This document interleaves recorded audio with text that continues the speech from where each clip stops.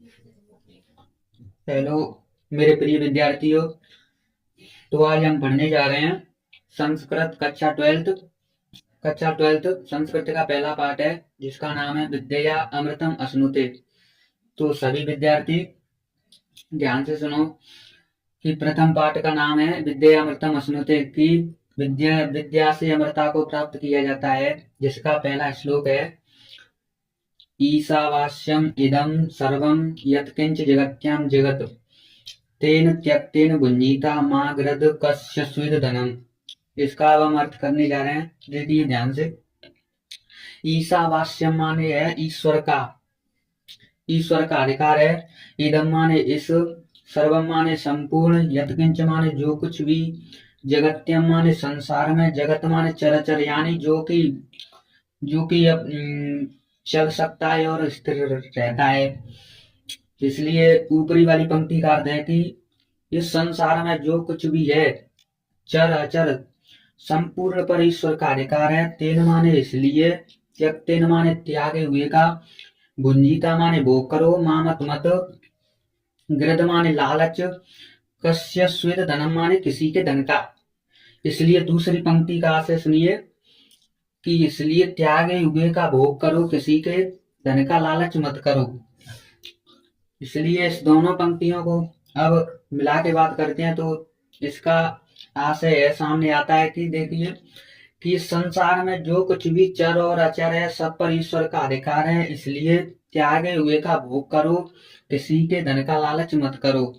हमारा अब पहला श्लोक कंप्लीट होता है, यानी हम अब दूसरे श्लोक अर्थ पर आते हैं। तो देखिए ये श्लोक कह रहा है कि कुर्वन् प्लस एवेय कर्माणि जिजीविषेत प्लस सतम।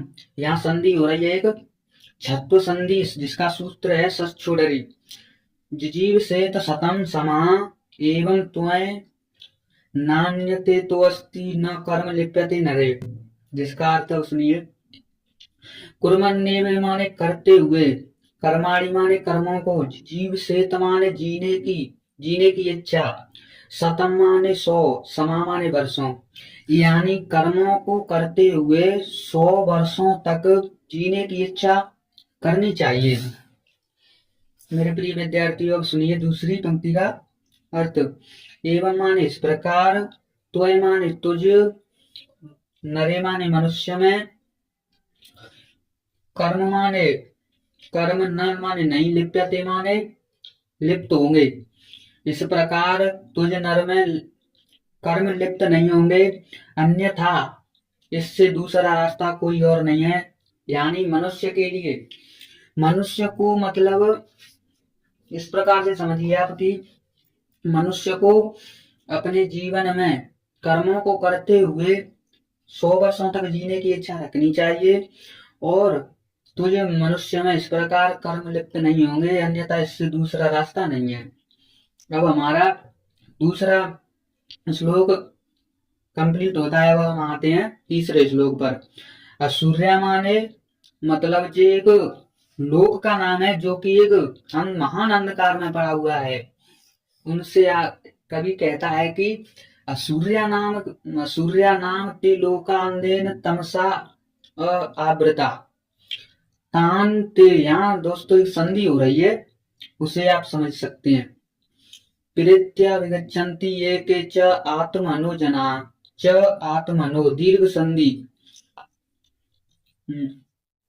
अब इसका हम करते हैं अर्थ, सुनिए कि असूर्या नाम माने नाम, ते माने वे, लोक माने लोक, असूर्या नाम के वे लोक, अंधेन माने अंधकार में, तमसा माने महान, आवृता माने ढके हुए हैं। असूर्या नाम के वे लोक महान अंधकार में ढके हुए हैं। तान माने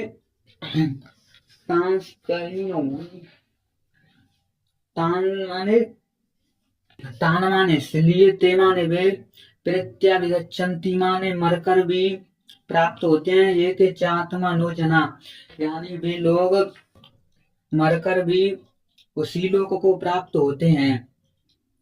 यानी इसका अर्थ है कि सूर्य नाम के वे लोग महान अंधकार में ढके हुए हैं और मरकर भी उसके उसी और मरकर भी वे लोग उसी लोक को प्राप्त होते हैं जहाँ वे महान अंधकार में ढके होते हैं। तो प्रिय छात्रों, आज हमारे 3 श्लोक कंप्लीट हुए। अब इसके बाद हम देखेंगे कल, इसके बाद शायद 3 श्लोक और बचे हैं, 4 श्लोक और बचे हैं। इसके बाद हम कल देखेंगे। और हमारे चैनल को लाइक, सब्सक्राइब और कमेंट कीजिए और बताइए कि कैसी स्टडी चल रही है। धन्यवाद।